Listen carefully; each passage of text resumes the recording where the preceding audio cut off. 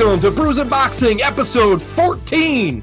3.5 months in, 16 if you count the unanimous decision. But we're a bunch of episodes in. Good to see you boys as always. With me as always is Filthy Rich. Filthy Rich, how you doing? Raider Live, you looking good today, bro. Hey, you know, I sparkle. That's what I do. Yeah, everyone's talking about how dapper you look last week, and with the suits from now on, I got to try to reclaim that, style a little bit. Speaking of style, we got the sauce. Judge Jimmy James down there. Judge, how you doing tonight? That's not gonna work. That's not gonna stick. I was doing real good until that happened. One show hiatus from the sauce nickname, but that's all right. Maybe it'll stick. We're gonna try to get that one to stick. I don't know if you saw the gifs that I put on there, but it was pretty funny. I liked it. All right, boys, let's jump right into Brews and News. And, of course, since the name of the show is Brews and News and the name of the segment is Brews and News, first thing we got to do is pop a brew. So, gentlemen, I got mine down here. Brews&Boxing's the name of the show. You got me. All right. Cheers, brothers. Oh, it's good stuff. All right, first bit of news we're going to talk about here tonight is Chris Eubanks Jr. He wants to fight either Triple G, Canelo, and he also wants a rematch with Billy Joe Saunders. We talked a little bit about Chris Eubanks Jr. A few episodes back. Want to bring it up again here today and talk a little bit about it. Which one of them fights is the good fight for him when you factor in the money and if he has a possibility of winning? Filthy Rich, we'll start with you. The money fight is always going to be Canelo worldwide. Locally, at least locally to him across the pond, the Billy Joe Saunders fight's a big fight. It is not an easy win against Golovkin because I don't think he beats Golovkin, but I know never lost. Well, yeah, but I also know he does not beat Canelo. He has a shot at beating Saunders. If I'm in Eubanks' corner, I'm his promoter, trainer, whoever, manager, I probably tell him to go for the Saunders fight, the big rematch, because there's money there and there's at least a chance the judges flub the fight up. But, yeah, you want to stay away from Canelo.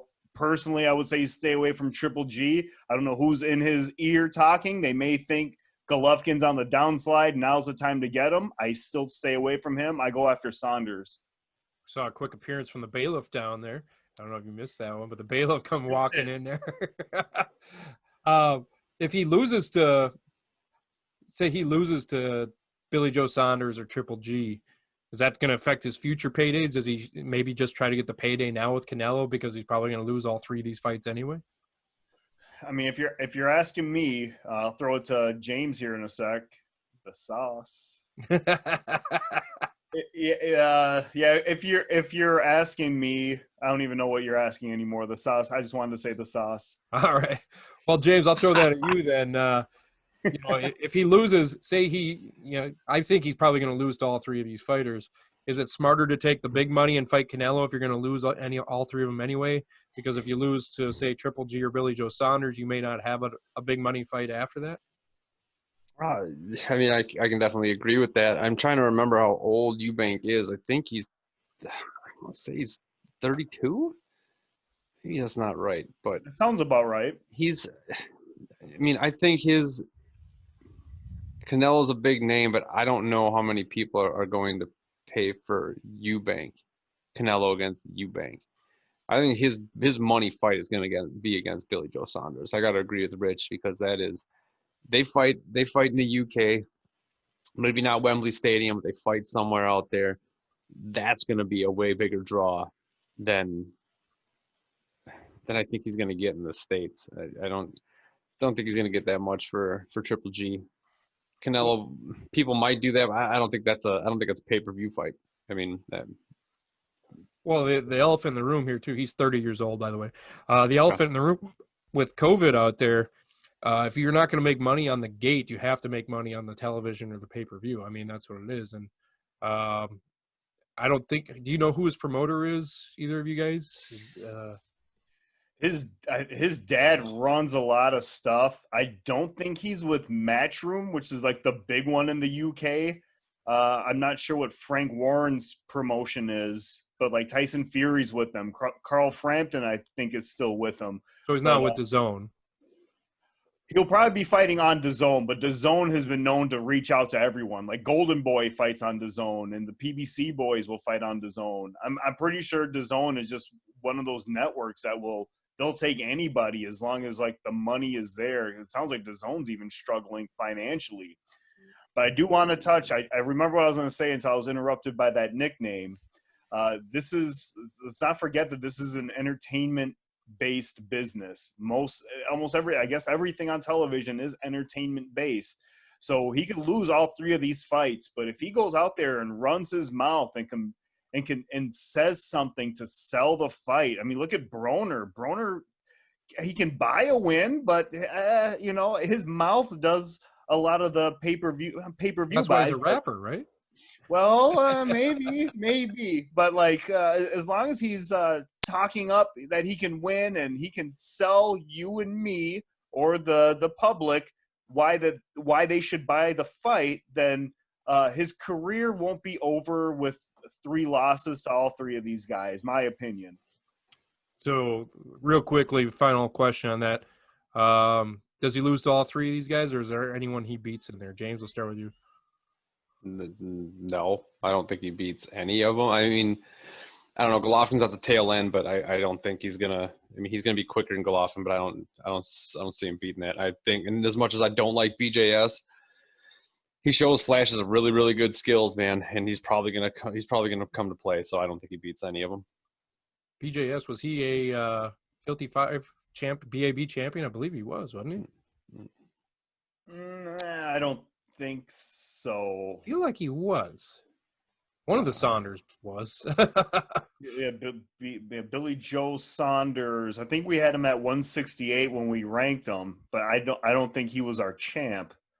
I think I may have had him at number 1, but I don't think it was a consensus. I don't remember. I don't think it was consensus. I don't think he was, but we can go back and look. I don't even remember. I'm not going to go back and look right now, but maybe we'll look in the future. Maybe I'll put it on here in the editing. I don't know. If I don't, I don't. By the way, sorry if you guys, I just want a quick editing note.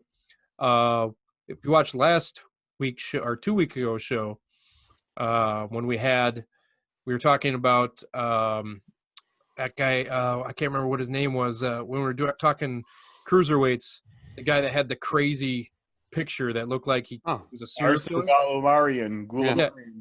Between when we filmed that show and when I edited that show, they took that photo down.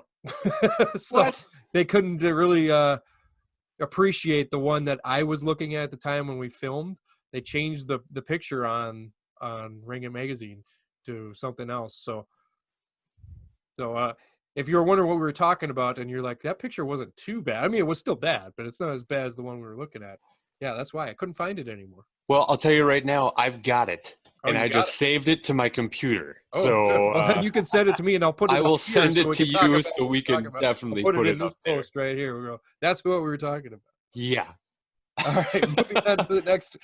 It's crazy that you saved that. All right, moving on to the second bit of news.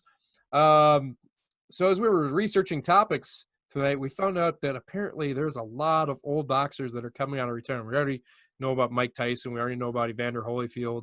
There's talks now of Lennox Lewis. I believe one of you guys said that he's coming back.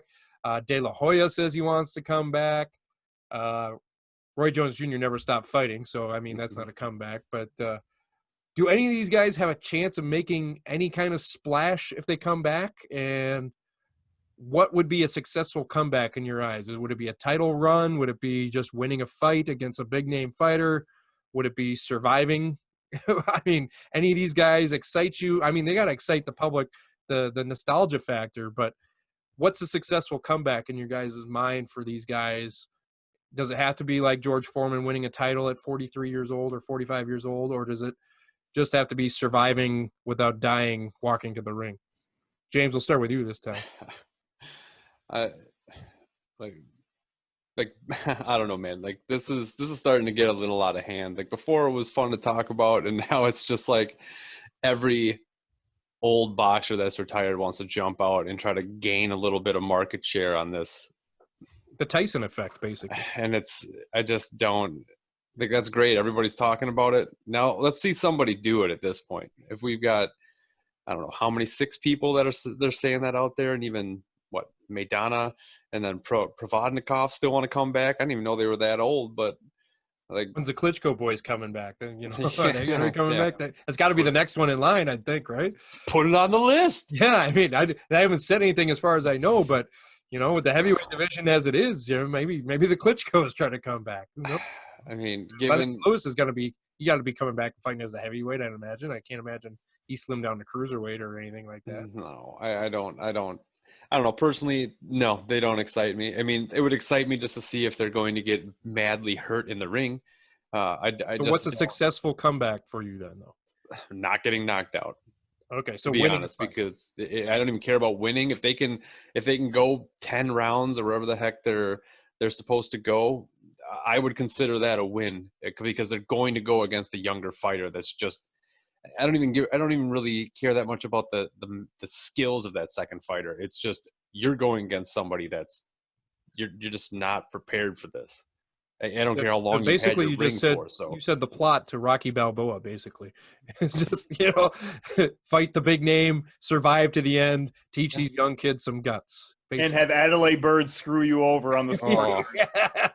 Yeah.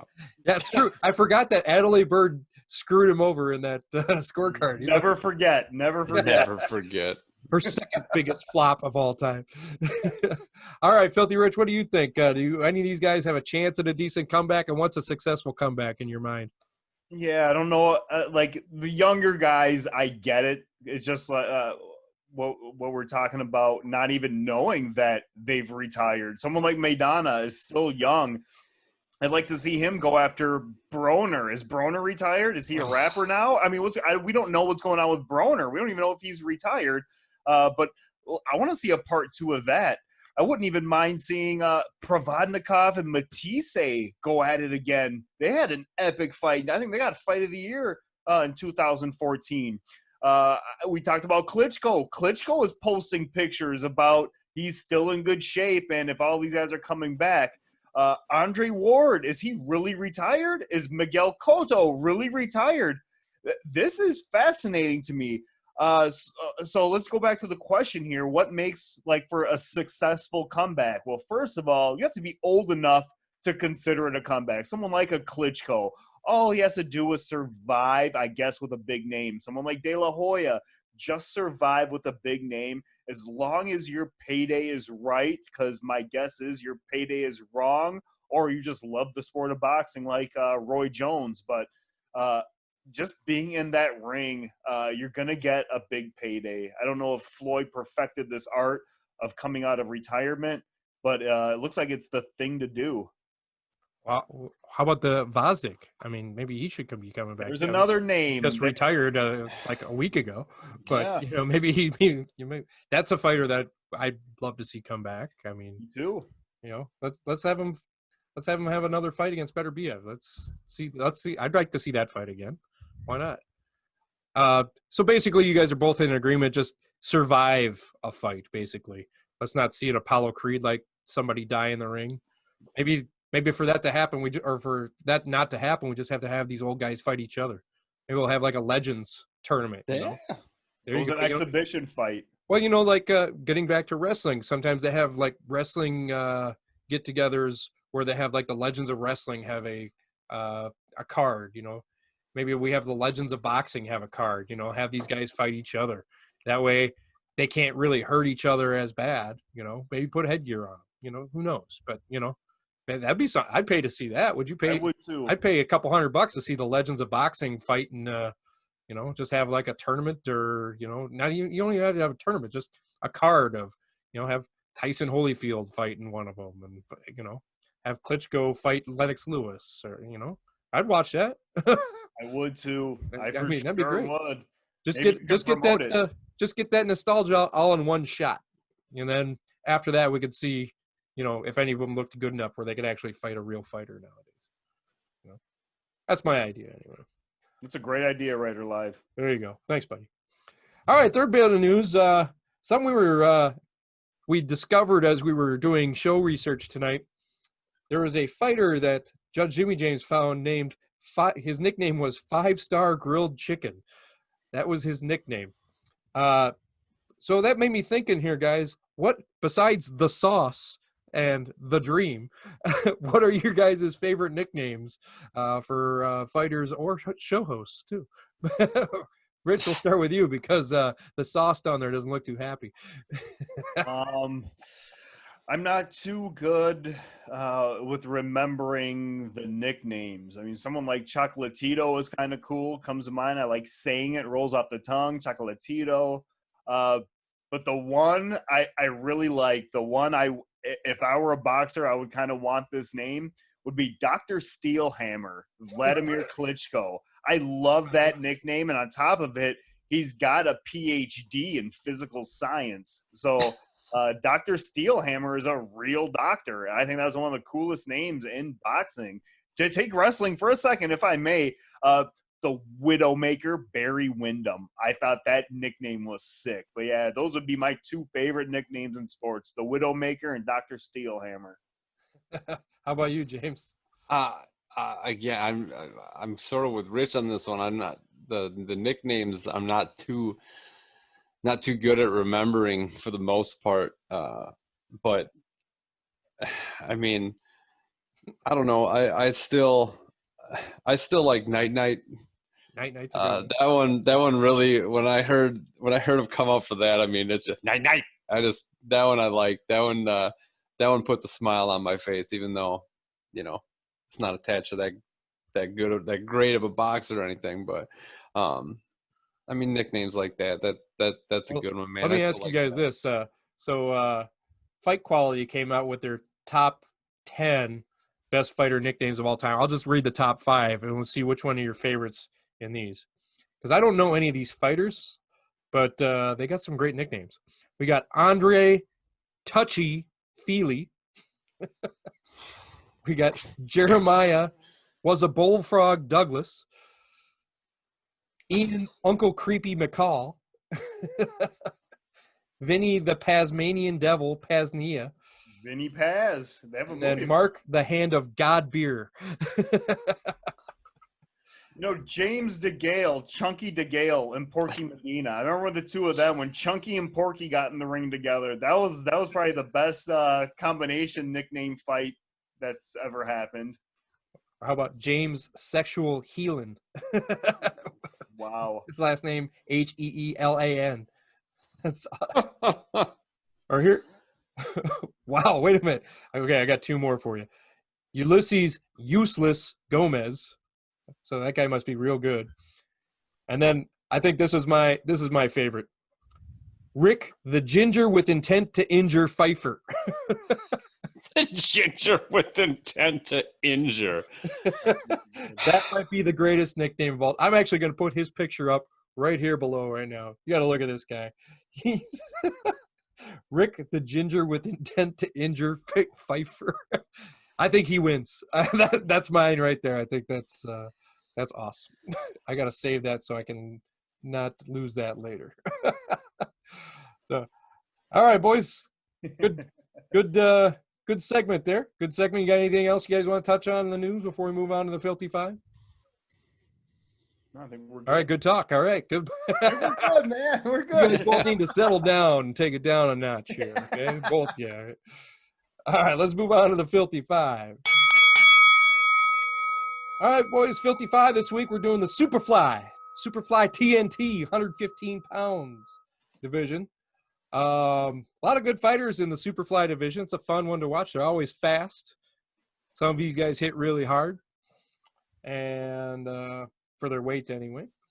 And who won last week? I don't even remember who won last week. Who is the defending guy? Oh, James the Sauce is claiming championship.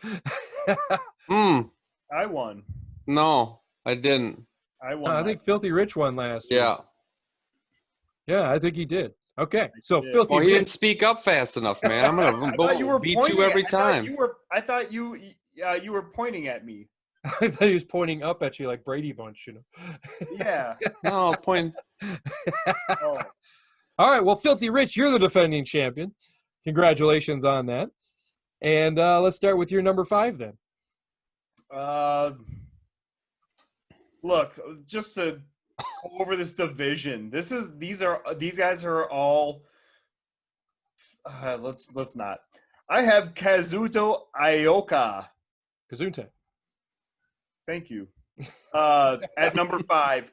I don't know if he's being avoided or what, but I look at his body of work. He's got Donnie Nietes, McWilliams Arroyo, and another nickname that we should have brought up was Knockout Fresh Mart. KC or CP Knockout Fresh Mart. So he's beaten those 3 guys. He's 25-2. A beast, a tough guy. I believe he's from Japan. And there's something about the Probably a strong guess. These Japanese fighters just hit hard, and they take hard hits too. So I have him at number 5. I think he's a force to be reckoned with, but I don't see him beating the guys ahead of him on my list anyways. Could he beat the ginger with the intent to injure? Depends on if he's a heavyweight. I got to look up that guy's record, too. I want to look that guy's record up, see what it is. All right. James, go ahead with your number 5. My number 5, I've got Jerwin and Kajas. And I was trying to say that. Kazunte? Yeah, thank you. 32-1-2, 22 knockouts. Doesn't really have any big name fights. He's only 28. I think he's a Filipino, maybe. Yep. Thailand fighter, Filipino fighter. Yeah, Filipino fighter. But he seems decent. I think he's an up-and-comer. I think he's got one belt, whatever belt it might be in this one. Maybe not. Maybe the IBF. But that's who I got at number 5. I really don't have too much to say about him, but 6 knockouts in his last 8 fights, so he's coming off. He's riding some good knockout streaks for that guy, but I think he's someone to watch in this division. Right on. I do have to break some bad news to you guys. I apologize that Rick the Ginger with intent to injure Pfeiffer is actually a MMA fighter. This thing was the best fighters, not necessarily boxers. So since we don't care about MMA, sorry, buddy, you no longer have the best nickname. All right, Judge, what do you got at number 4? Unfortunate. At number 4, I've got Carlos Quadras. Quadras. 39-3-1, 27 knockouts. He's pretty much only lost to Estrada and Gonzalez. I think he might have lost to McJoe the Arroyo, which is kind of an odd one for me. You just made the list. No, McWilliams Arroyo. But he's only 31 years old. He's kind of been a journeyman in this division as well as with some of these other guys, but little different fighter, but I think he's still he's number 4 on my list. I think he's still someone to be reckoned with. But yeah, I don't have too much to add to this guy. Right on. All right. Filthy Rich, what do you got at your number 4? I'm surprised you didn't mention the back knee for Carlos Quadras, almost like notoriously known for his back knee. Anyways, I have Wait, is that his nickname too? The back knee? Well, there's a long story behind that back knee, but yeah, I got Jerwin and Cajas at number 4. I know he's your number 5 guy. This one was a tough one because between the 4, 5, and I'll just put it out there, Quadras didn't make my list, but I wanted Quadras up there too.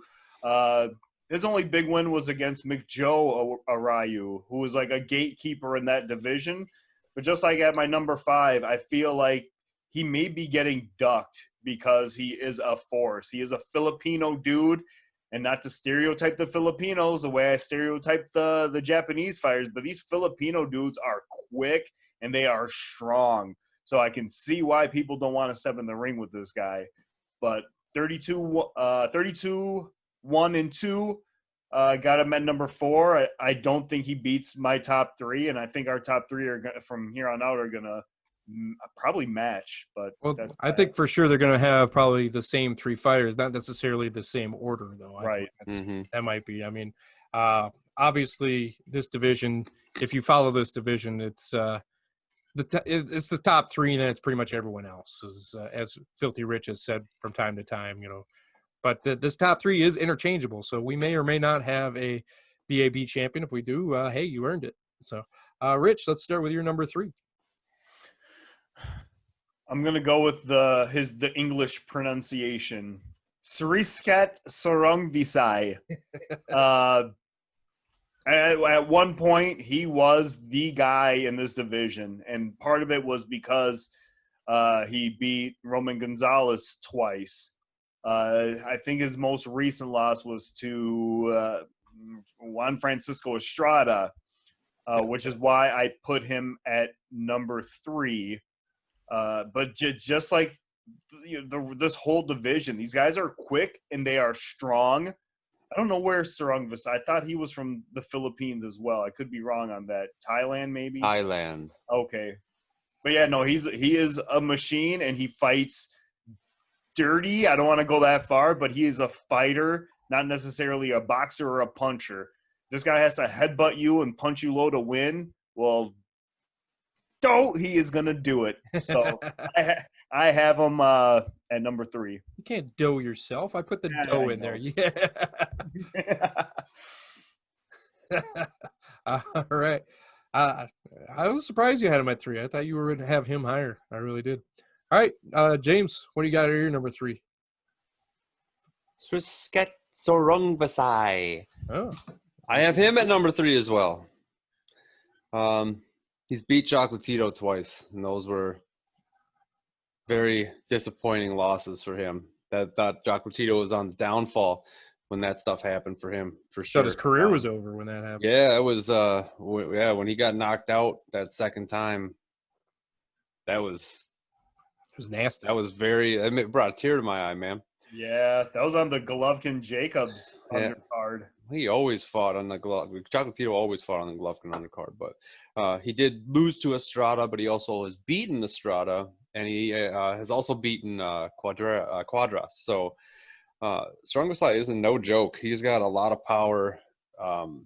His legs are like tree trunks, man. Like he digs in and doesn't really move too much, but he is susceptible for getting knocked down. I mean, he's not invincible, but he's got a lot of power. I don't see how much. I mean, he's 33 years old, so see how much he's got left in his tank there, because he did fight quite a bit in Thailand. But 41 knockouts, so that's no joke for 47-5-1. But he's a little older too, right? 33. He's not too. I mean, that's not crazy old. It's old for this division, but you can still fight quite a ways in this division. But right. That's who I got as my number 3. Is Sorongvisai. Right on. Well, then who you got at 2? At number 2, I've got Juan Francisco Estrada. Oh. Just like I had in my pound for pound list. If you have a little idea of what's happening here. I have Estrada at number 2. He's 30 years old. He's 40-3, 27 knockouts. 2-division champ. Obviously, I would love to see him fight my number 1. And I don't think he beats the number 1. So, I mean, he is in the talks for pound. He's no joke, no slouch. But Juan Francisco Estrada, you are number 2 on my list. Interesting. All right, Filthy Rich, who do you have at your number 2? Gotta echo those same thoughts. I got Juan Francisco Estrada at number 2. Talked about the split with Sorongvisai, beat Carlos Quadras. He basically took over being the king of that division, beating Sorongvisai, who beat the man who beat the man. Woo! Yeah, we know who the man is. I've got Estrada. I think he split with Sorongvisai, but the last time they thought he beat Sorongvisai, I think he beats the rest of this division.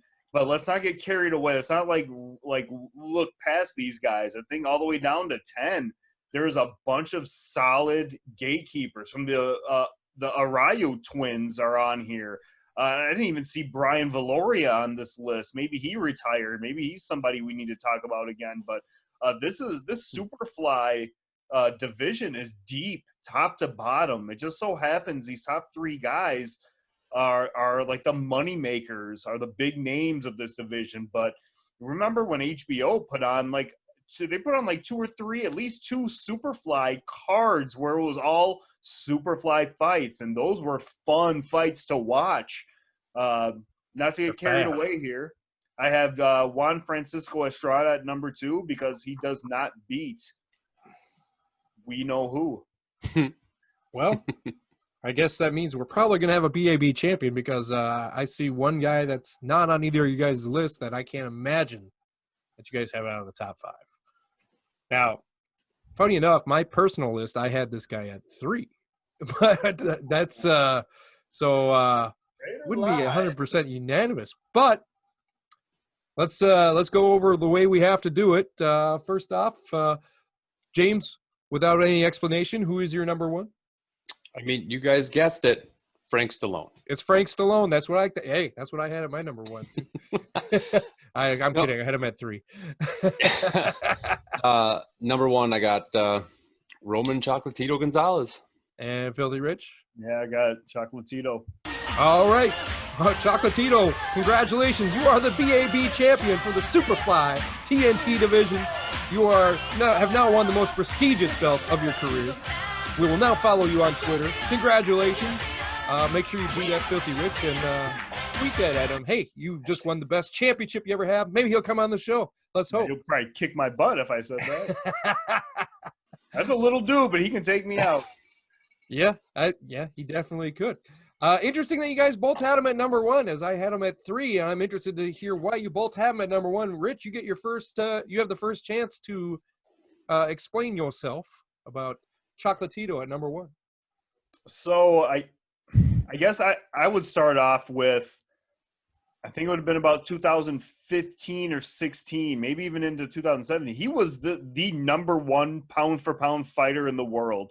Some people had Andre Ward at number 1, which I get that. Maybe Andre was number 1, but a lot of the websites and the magazines had Chocolatito number 1. Moving forward, I know me and James have talked about this time and time, and he's still on his side, and I stand by what I say. When you move up to fight somebody at a bigger weight class, you don't fight. You want to get comfortable at that weight class.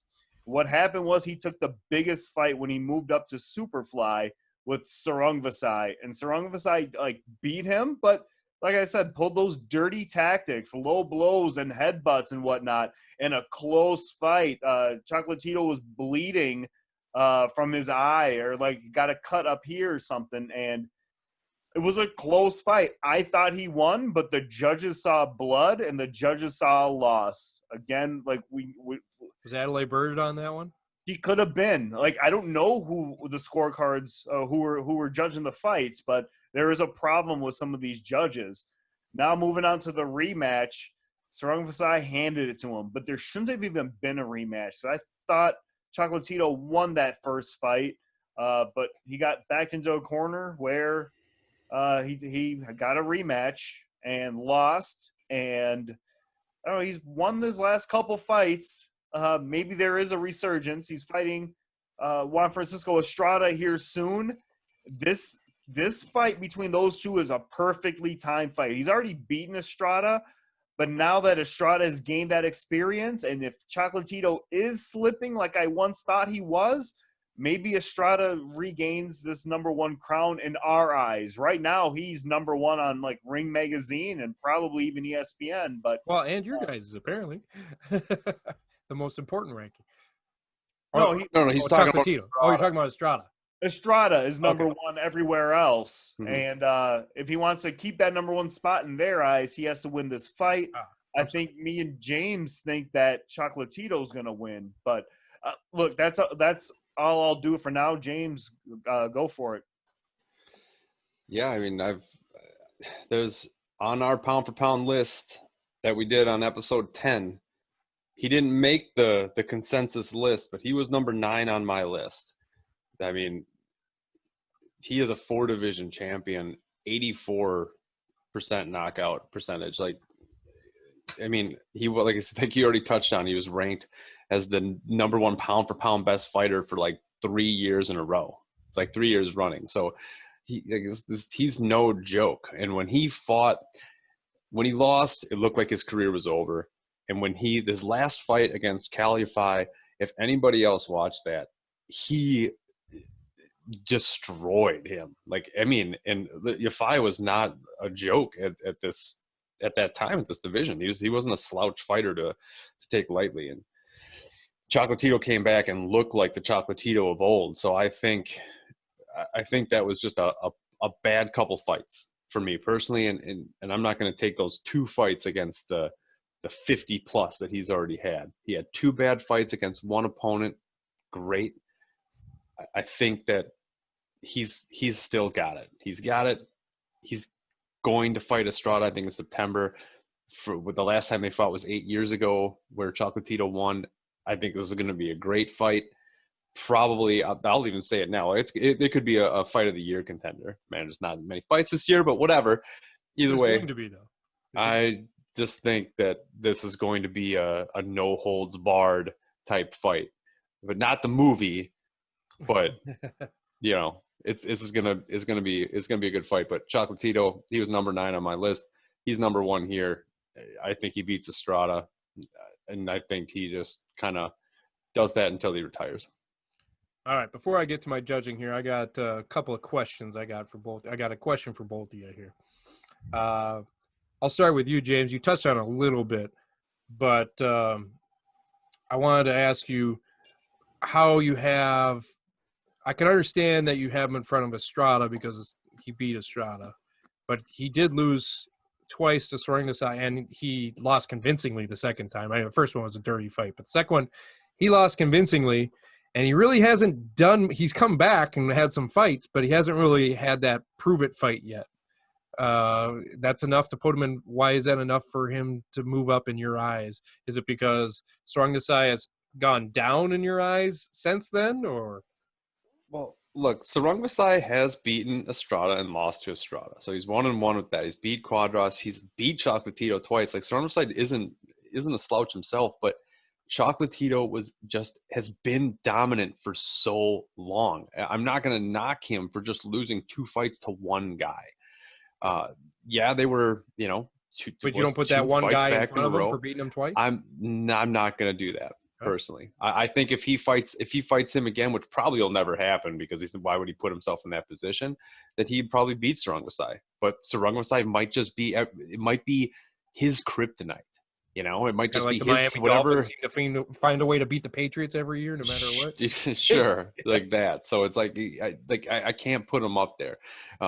He's like I said, you could probably switch this stuff around, maybe Estrada and Gonzalez, but just those 2 fights, I can't knock them down like that. For me personally. And then my closing question for you, Filthy Rich, before I get to the scores. In our pound for pound list, you had Estrada at 15, and you had Chocolatito unranked. I think you said you would have him at 16. So why no love for Estrada, who was on your pound for pound list, but you still have Chocolatito in front? Like, what has changed since then in your eyes? Even then, I think at that time, I screwed that one up. I think Chocolatito should be somewhere on that pound for pound list. At the time of episode 10, which was like 5 or 6 weeks ago or whatever it was, I've had a change of heart with this guy. And there hasn't been any fights. Why I have a change of heart? I don't know. You're allowed to change your mind. Yeah. I don't know. I don't know what to say. I don't think I don't think Chocolatito has lost a step.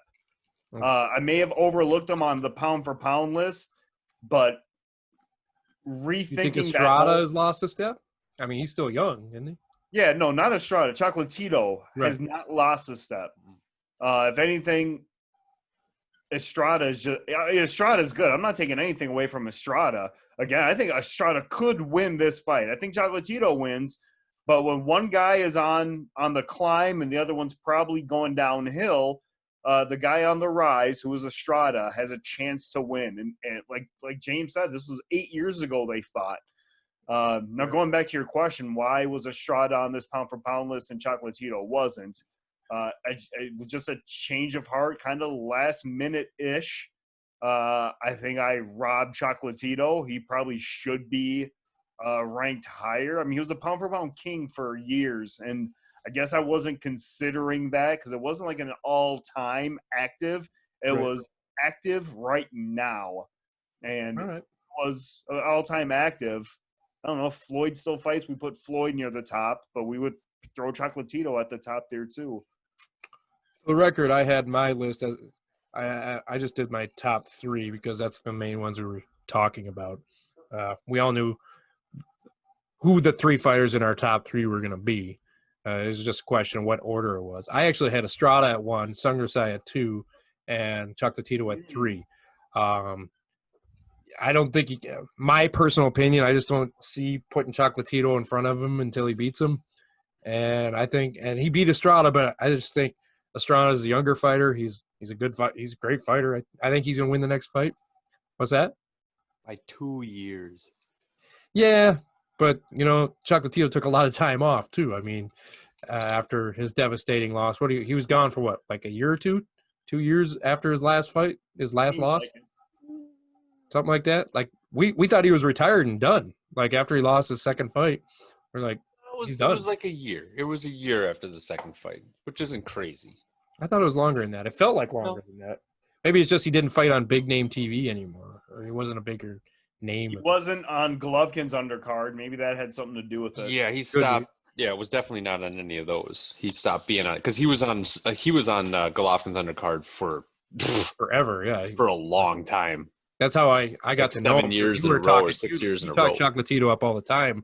And whenever we watch Golovkin fights, you're always, we got to watch the Chocolatito fight. Chocolatito's going to fight. And he had some good fights on those undercards, too, if I remember. He didn't fight slouches a lot of the time on them undercards. I think he beat Brian Valoria in one of those Did I already mention that? Yes, he did. Yeah, he beat up Brian Valoria in 6 rounds, which was unheard of because at that time, Brian Valoria was ranked like number 5 in that division. Right. And he was beating everybody. If there was someone ranked in that division, Chocolatito beat him. Just like I don't want to call out like Anthony Joshua, but almost every one of Anthony Joshua's fights, you can look and see that the guy he's fighting is a top 10 according to like Ring Magazine. All right, boys, let's get to the judging here.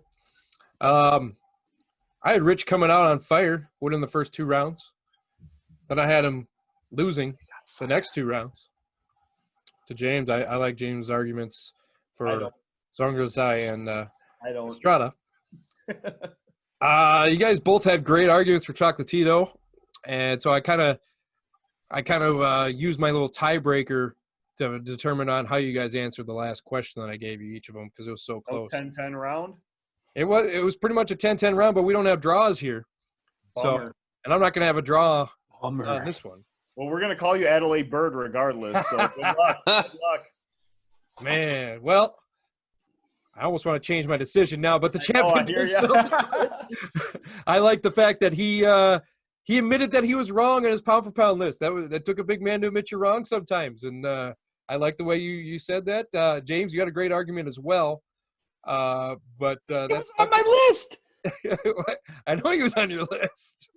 But Filthy Rich, he got it this week. So Filthy Rich, congratulations. You win this week's Filthy 5 at the Superfly TNT division.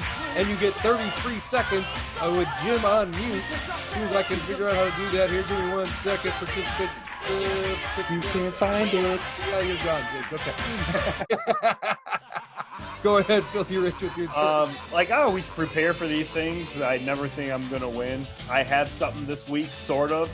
I know we talked about Kim Clavel a few weeks ago with the Pat Tillman Award. Our hometown boy, Nelson Cruz from the Minnesota Twins, got the Muhammad Ali, I think it's the Humanitarian Award on the ESPYs. Shout out to Minnesota and all the good things happening here. Nelson Cruz and what he's doing for his home country. If I missed anyone, we're not canceled yet. Thanks, Raider Live. Thank you, James. Good 30 seconds there, Filthy Rich. Even with the judge, the sauce, trying to distract you with the bailiff there. You pulled through. Bailiff's got other rules, man. I don't know what he's doing. Those of you who don't know what the bailiff is, that was the nickname we gave to Judge Jimmy James' dog from going back to the Unanimous Decision show, which is on the channel. You should watch that.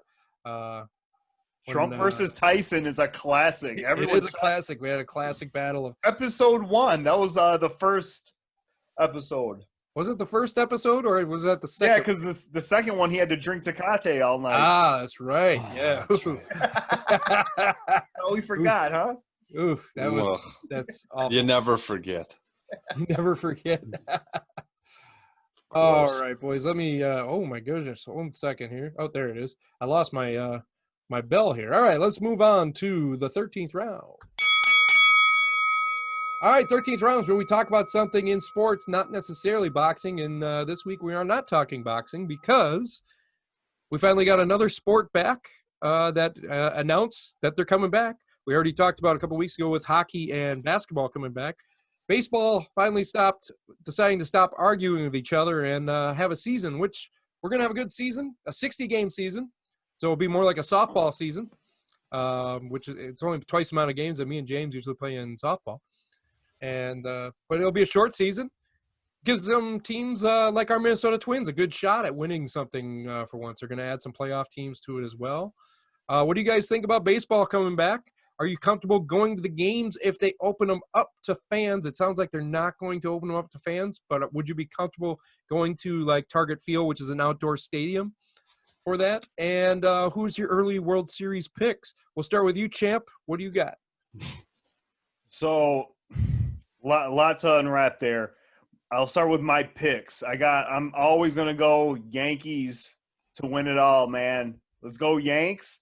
Go Yankees. I go Where do you live? I just muted him right there. Mute him. What is that? Yankees. What is You live this? in Minnesota. You don't say yay Yankees. Now I want to give James that filthy 5 title. All right. Are you going to behave yourself? Oh, back? Oh, I get to play again? I deserve that. No, I for sure deserve that. So I won't say that anymore. Those are forbidden words here. I'll probably get doed for that. And that's okay. Go Yankees you live in Minnesota. I also said go Twins. Like, if they went head to head, I'll go for the Twins. But we went over this a couple weeks ago when we talked about these Cinderella teams. I'm not up with – no, I want the big names, the big market teams in there. I'm not a Boston guy, but I like seeing Boston lose. But here we go. I want the Twins. Don't get me wrong, Twins. But I'll also take like the Yankees-Dodgers. I want to see Yankees-Dodgers in there too. They're the favorites. I mean – that has nothing to do with what I'm picking. I'm always going to – I have an Eric Gagne jersey and a Joe DiMaggio jersey. What do you expect? I guess you can also say that you hope that the Astros don't win it. Let's just hope that. I got family out there in Houston. Shout out, guys. I don't want your team to win. No Astros, no none of that. Nope. Hey, the Twins deserve it. We haven't had a championship since 1991 in any sport besides the Lynx. And the Gopher hockey has won some stuff. Yeah, but I'm talking about professional sports. You know, like when you're talking professional sports, you travel, across the country, and they go, "Oh yeah, hey, Patriots here. We got our 5, 6, 7 Super Bowls." Or don't ever mute yourself for saying that word on this show. Hey, no, I won't. I'm the host. I control the mutes. James, what do you think of the baseball season coming up? And not only that, I'm going to ask a quick question, throw it out to you to start. How many batters are going to get hit by the Houston Astros in a 60-game season? Oh. If it's a short season, they got to get them in. Dude, if I was Houston, I'd just forfeit. Just don't even – it's shortened season. Just play – just take a year off. Just go in next year. You guys are going to be just tossed around. That's just – I don't know. I'm not looking forward to that. That's just going to be some. Oh, I am. I want to see every one of them get plunked. Sorry, fair enough. I mean, yeah. I don't know. That's going to be bad. That's going to be bad. Here's how bad it is. I'll cheer for the Yankees over the Astros. Wow. Yeah, that's a statement. That's a statement. It's true though. Hey, fair enough, man. But yeah, I don't know. This is I'm trying to remember how hot teams start. 60 games is real short. you got to start out hot and stay hot, and that's pretty much what you got to do. There's no making it up on the back end. Like you start, you're either the team or you're not. And I don't know, man. The Twins last year were, the bomb squad, but they got Donaldson now. That's who I'd like. Forget that. You got Nelson Cruz.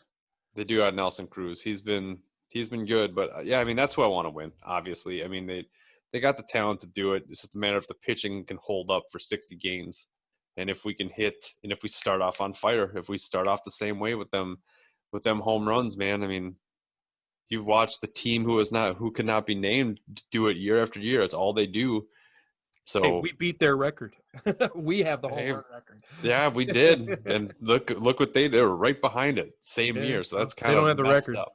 They don't. But I don't know. I mean, I think it's honestly a toss up. I think it's just whoever can get hot for those 60 games is going to be. It's not going to be the same as playing an extra 100. So. Well, something you brought up though, James, I wanted to touch on too is apparently you're playing mainly just in your division in this 60-game season. Then you're playing like one series with everybody in the National League in your division.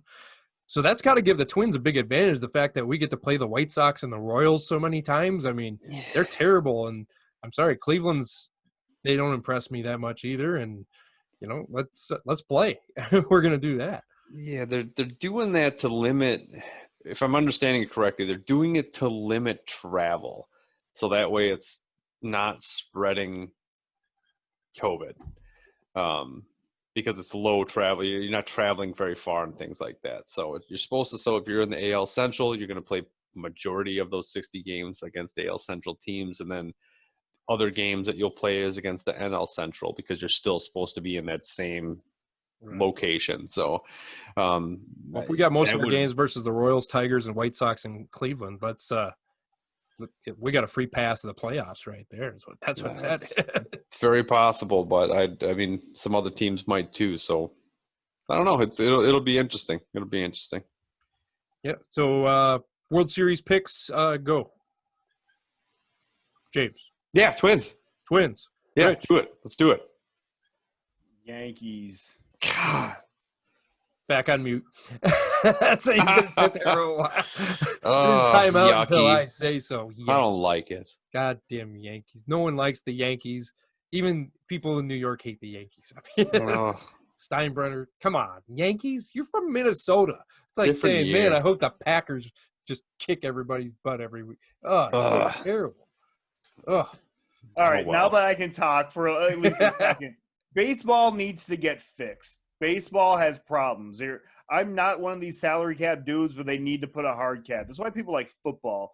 Baseball needs a hard cap so the teams are balanced through pay of some sort. Until baseball fixes that, I'm just going to root for the bad guys because no one wants them to win. But I do have to take issue with how people can hate the Houston Astros so much for cheating, but yet – everyone likes the Patriots. The Patriots are cheaters too. Nobody likes the Patriots. Who likes the Patriots? Well, I don't know, but it seems like people like the Patriots, but they're cheaters. So if you're gonna hate this is a message to anyone watching. If you're gonna hate the Houston Astros, you better hate the Patriots, and vice versa. That's my story. I'm sticking to it. The only reason that I tolerate the Patriots, two reasons. One, Bobby was a fan of the Patriots, and of course, love Bobby. Second one, they do have the GOAT. I mean, he was the greatest quarterback of all time. I know you don't think so, but we're going to hear it. See, we're going to see that we're going to see that this year because it's going to be the first time TB12 on his own, Belichick on his own. Let's see how it plays out. Well, we know what Belichick is on his own. He's good. Brady. Are they going to win that division? The Patriots? Yeah. I would say so. That's one of the weakest divisions historically. They haven't had a good historically because they've always dominated it. That's why it's in the past 20 exactly. It's the weakest division. There's only one team and it's a bunch of cheaters. Give me the Bills. I'll take the Bills in that division. Cheaters. Go for it. Take the Bills. Real quick. Who is the quarterback in New England? Was Carl from Aqua Teen Who's been the quarterback the last 20 years? Nobody knows. Nobody even knows. Is it Brian Hoyer? No, it's Stidham. It's Jared Stidham. I think it's Jared. Stidham is the quarterback, but they've had a top 10 defense over the past 20 years. they've had a top 5 to top 10 defense every single year. It doesn't matter who their quarterback is. Doesn't matter who their running back is. Doesn't matter who the receiver. It matters when it's the GOAT. No, you're wrong. He cheated. So you may as well call it when Houston cheats again and again and again. I expect you to call them like the best of all time too. Deal? Hey man, I don't think It sounds like a deal. call New Move England on. cheaters. Move it on. What's that? I call New England cheaters. All right, New England are cheaters. They are The cheaters. Astros are cheaters. Yeah, they All are. right. still can't disrespect the skills of Tom Brady though. He is the GOAT. He's awesome. Yeah, those kind of, you see his combine, boy, those skills. He was like one of the slowest. Oh, I'm sorry. What's Come on, Peyton man. Manning's 40-yard dash? Has he ever completed a 40-yard dash in his Fair career? enough. Let's like we weren't supposed to talk Hard to about cart this. Peyton I Manning can from the defend locker room Manning. to the If you wanna field. mute me, you can mute me, but I can defend Manning. At least he was the highest paid player with 0 defense. Manning may have 1 year had a good defense, and he's done it with multiple teams, 4 different coaches. Oh, we froze. Oh, no, you did not. You did No, not you- freeze. No, you're I good. said like this. I'm like, because Denver, when he won it with Denver, they won it Top defense. of all defense. That was one of the best defenses of all time. No, and it it wasn't one of the best. Stop it. Okay. It was. Move on. And No, Peyton Manning couldn't throw the ball past 10 yards. You don't remember that? that's not that you're trying to like get away from the point here. Like the point I'm trying to make is he's done it. Let's not talk about this. Come on, move on. You want to shorten the show? Let's shorten the show. Moving on. All right. Now that we got all hot, we got to Cheaters. move on. Man. All right, let's Y'all move on cheaters. to the question of the week. All right, Filthy Rich, our Filthy Fan question of the week comes from Brian in Maple Grove, Minnesota. And he asks, ooh, this is a tough one. Why has boxing lost its popularity? Well, I'll tell you, Brian, I'm going to answer real fast. It hasn't if you watch this show. But you need to start watching this show. And any of your friends that say it's lost its popularity, you link them this show, and then they'll get a love for it again. But, Filthy Rich, it's your question. Go ahead. So I guess one of the first things that comes to mind is no, let's not go there. This is going to be I'm going to make this a long-winded answer. We're going to start with the history of boxing. Day 1, hold your breath. Day 1, there was boxing, and the championship stayed here in the United States. This happened for about 100 years, over 100 years. And then you get to the Tyson era, and then Tyson loses, and then Buster Douglas loses, or Evander Holyfield. Eventually, the belt is taken by the Brits, and the Brits get it taken away by the Russians. Klitschko held that belt for 9 years, and that is exactly, I think it was 9 years, maybe 12 years, something like that. That's when boxing lost its popularity here in the United States. The Russians took our popularity away. Yeah, I said it. So in that meantime, in those 9 years, while our title was overseas, MMA started growing. So MMA took some spotlight. And along with that, like football players were getting paid. Basketball players were getting paid. Almost all of sports, the money started going up. What's that have to do with boxing popularity? The next heavyweight champion of the world is not getting a boxing scholarship to UCLA or the U of M or anywhere. There are no boxing scholarships. People are putting their kids in school for basketball and football. There is a good middle class where you can be a mediocre football player and make a lot of money. You can't be a mediocre boxer and make a lot of money. There's just no money to be made for a mediocre boxer. So part of the reason why we're not watching, or the popularity has gone down, the American dream is for boxing. There's just no heavyweight champion in America. Deontay Wilder tried. He's not the guy. I'm still going to stand firm with Big Baby Anderson being the future. I think we'll all know his name in a few years. I hope that kind of answers the question. I think we kind of touched on this a little bit when Ryan Hype jumped in on the show. I think a lot of it has to do with there's too many belts and titles too, and the fact that it's not one governing body deciding, like, you can't have two guys fight because they have different promoters.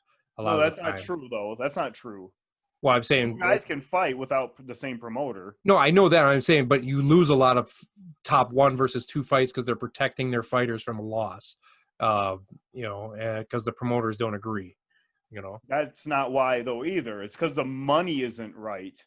Maybe the networks get in the way, but the money's not right. The reason why we can't have Crawford and Spence is because one side wants more money than the other. Now, that has nothing to do with the belt. God. No more Because you brought question of up the Crawford. The reason why we can't have it because the money's not right. Both these guys want money. They want their network. Neither one is willing to budge. That's why it won't happen. So the networks need to get out of the way. Maybe the networks need to get out of the way, but well, I got an idea. Let me throw this one at you. Let me see how this one sticks. Back in the NFL days, say 15, 20 years ago, the NFL draft was always terrible in the fact that the first round picks would never get signed because they get extraordinary amount of money. I think Sam Bradford was the last one to get an extraordinary amount of money on being a number one pick.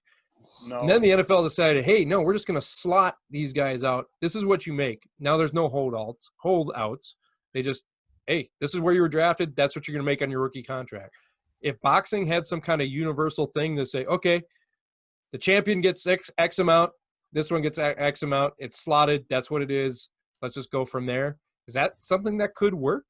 I mean, I don't think it works for football. I think that's not a good move for football. I think the football should just get rid of the draft. Whoever has the most money can offer the guy the most. If you're the Cleveland Browns and you have You just said that was what was wrong with baseball. You literally just said that's what was wrong with baseball. I didn't no. I said baseball needs a salary cap. Yeah, you just said who could throw the most money at the guy. Right, but you can still have a salary cap. If the Cleveland Browns have $30 million under the cap, they should be able to sign whoever they want for $30 million. Meanwhile, New England Patriots or the Vikings, if they're only $10 million under the cap, why should I have to sign with the Vikings? If I want $15 million and the Vikings can only offer me 10, I don't think that's right. But I don't think that is. I mean, I don't know if that's going with the question or not, because that has nothing like. Baseball and football have nothing to do. What we're talking about here is like unions. When you talk about a fighter should only get X amount of dollars, where does the rest of that money go? I mean, there's the gate, there's pay-per-view buys, and we don't know what these numbers are until people show up. I'm saying the slot should be the percentage. Whatever the number turns out to be is irrelevant. It's, if there's a champion, it's 60-40. If it's or have another tiebreaker if it's not a championship fight, 55-45 or 50-50 for whatever. Yeah, and that's great in theory, but it doesn't work. That puts somebody else on the short end of the stick. This is why Joshua and Wilder can't get a fight. Wilder can't even sell out Birmingham, Alabama, where he's from. Meanwhile, Joshua sells out Wembley Stadium. And you're telling me I have to give 50% to a dude who can't sell out a 3,000 crowd arena? I'm not doing that. So no, what you're saying in theory is nice and it makes sense, but I'm not going to be the one to give up a big chunk of money because I don't know, for whatever reason. I'm not doing it. Maybe the undercard guy, maybe you're willing to do that. Maybe, if I can't sell out Minneapolis and you're selling out LA, maybe you're willing to give me 50% of your LA money, but I don't know. Maybe you won't. Joe, do you want to get in on this? I'll just say three things. The rise of MMA, too many belts, and greed. Greed's all over the place. The rise of MMA, the thing about them, Dana White has control of the UFC. If you're talking about UFC, because UFC is not necessarily it's MMA, but there's also Bellator and Strikeforce, and I don't know too much about it. But Dana White has a healthy middle class where his top stars don't make any money, but at least his top stars compared to the bottom stars all make close to the same. Dana White is screwing them boys over big time. There's a reason why Dana White hasn't he hasn't fired anyone. Almost every business going on in the world right now, people are losing jobs. Dana White hasn't fired anybody because he underpays everyone by a lot. Them guys. There's some MMA fighters that made a lot of money, though. Like, what do you consider a lot of money compared to what Dana White's making? Brock Lesnar, I know he made Who did? You can't say, that's like saying. What did Brock Lesnar make? Oh, I think a lot. I don't No, know. that's not a number. Give me a number. Brock Lesnar made nothing compared to what he's actually worth. They don't have a union. Dominique Foxworth had Dana White on his show, and he said, when I'm going to your show, Dana White, I am going to unionize the boys. You may not want me there. It's not the problem. Dana White has a healthy middle class. He's not really screwing anyone over, but they are not getting paid what they're worth. In boxing, you are getting paid basically what you're worth. But Dana White controls all that. Look, I hope you guys are looking up Brock Lesnar's contract. No, I'm sure that's what's going on now. I think this is getting a little out of hand. I think it's getting a little out of hand. Look, the original question is, why has boxing lost its popularity? Yeah, and I'm sticking with my 3 things, man. The rise of MMA, too many belts, part of it. And greed. I don't think belts have anything really to do with it. Because even now, no one can name any of these champions. I can't name any champions. I can name. You can name champions. Don't play like that. I'm just saying we're going crazy on this question. It's getting all over the place. This is why it's lost its popular. Maybe the belts. Maybe that's why. Maybe the common guy wants to see one champion. And okay, okay. Well, what about this way? Think about back when boxing was a really, really big deal. In the 60s, 70s, and 80s. There was the world heavyweight champion, and that was the Supreme Court stepped in and they didn't allow any of that stuff anymore. Well, I'm just saying, but the world heavyweight champion was a big time celebrity that was known worldwide. Muhammad Ali was known worldwide when he was the world heavyweight champion. Same with George Foreman. He was the world heavyweight champion. You know who the world heavyweight. No MMA, just like James said, there was no MMA to compete with, and football players were not getting paid. People went into boxing because that was the highest paid sport. Everybody was getting paid really well. Now they're not getting paid. You're better off I think you would want your kids to grow up to be either basketball players, baseball players, a long list of players before they became boxers or MMA stars. All right. So what's your final answer? I gave my answer.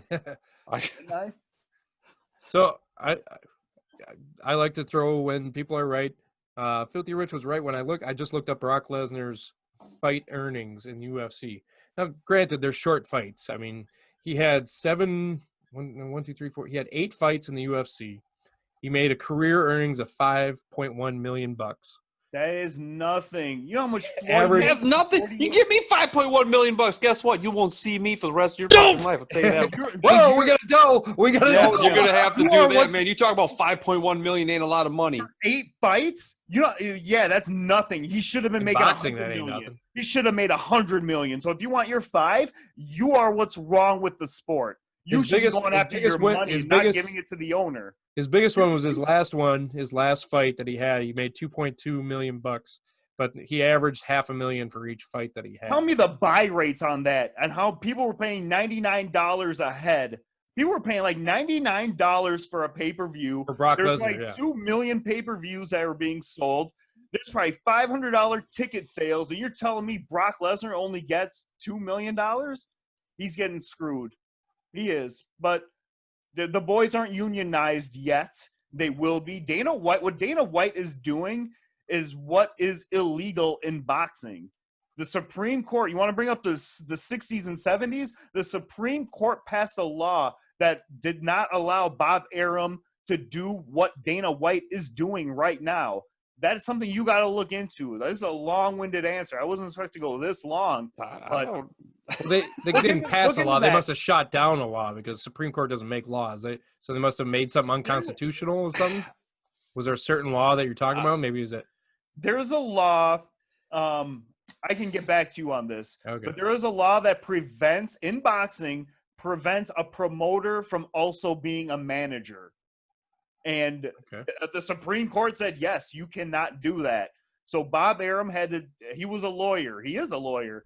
He had to go into, he could no longer do that. He had to be a promoter. That's why I thought I couldn't hate Bob Arum anymore. Now I find out he's a lawyer. We're done.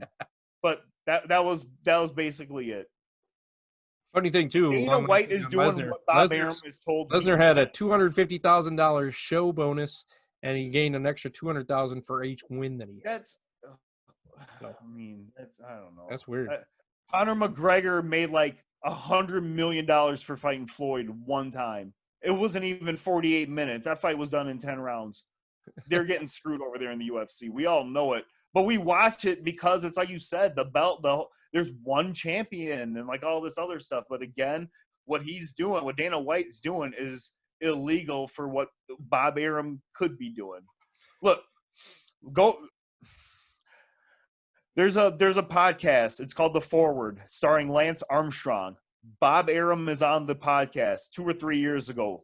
He breaks down that whole Supreme Court case and all that stuff. Give it a listen. All right. Well, Brian, thanks for starting a fight in the in the show here. Very hot topic there, and looked like Filthy. Oh, yeah, he did freeze there. That was weird. He just jumped around there again. I am freezing all over the place, man. He's cold-blooded. All right, Brian, I hope that answered your question. Thanks for writing in. If you have a question for Filthy Rich and Judge Jimmy James, known as the Sauce, go ahead and put it in the comments below. That's not a thing. Or follow us on Twitter at Brews&Boxing. All right, let's move on to Judge Jimmy James, Fight of the Week. Judge, you got a fight for us this week because next week I want to talk about, before you get to your Fight of the Week here, next week is our 15th episode coming up where we've discussed. Wearing suits? Hey, we might have to. We did discuss that we're going to change our format a little bit here. So the Filthy Five is not going to be back next week. Starting, the Filthy Five will be still part of the show, but it's not going to be an every week segment. So we're going to add some segments or add some new things. Because every 15 shows, you got to add some new things. You're not supposed to say anything. Well, what? My show. Nothing. Whatever. Go on. So stay tuned for that. The shows are going to be shorter too, so you can watch them. We're going to do all that. So that being said, we're not necessarily doing a Filthy Five weight class next week. So Judge, you got a Fight of the Week for the people to watch that you just love, a fight that you love. You want to watch action. You want to see something happen. You want to see somebody probably get knocked out. You're going to want to tune in this Saturday, the 27th, to watch Berchelt versus Valenzuela. Because Berchelt's probably going to beat this guy into submission. He does not stop throwing punches. His offense is his defense. And that should be one that should be fun to watch as long as it doesn't get canceled by this damn virus. Berchelt made 2 of our 3 pound-for-pound lists, too. So I think you had him at 14, James, and Richie, you had him at 11. So Berchelt is a great fighter, fun to watch. I'm disappointed in myself that I didn't have him in my list, but I had to throw Sean Porter in there because I was the only one who put Sean Porter in there. I like Sean Porter. I like Sean Porter too, Writer Live. Yeah, hey, who doesn't like Sean Porter? And James, you're the only one with Chocolatito in there, so props to you. You had him in 9 too, so props to you on that. I feel bad that I didn't have Chocolatito up that high. I wouldn't have him higher than Estrada, but that's just me. But anyway, all right, so check that one out. All right, boys, good show here. You guys got any closing thoughts about 14 shows in the can, so to speak? All right, good talk. All right. Thanks, Writer Live. Thanks, James. For Filthy Rich, Jimmy, Judge Jimmy, the Sauce James, and the Bailiff, making his appearance 3 or 4 different times. I'm Raider Live. Thank you for joining us. Tune in next week for episode 15 of Brews&Boxing. Until then, stay safe, stay healthy, and we love you all.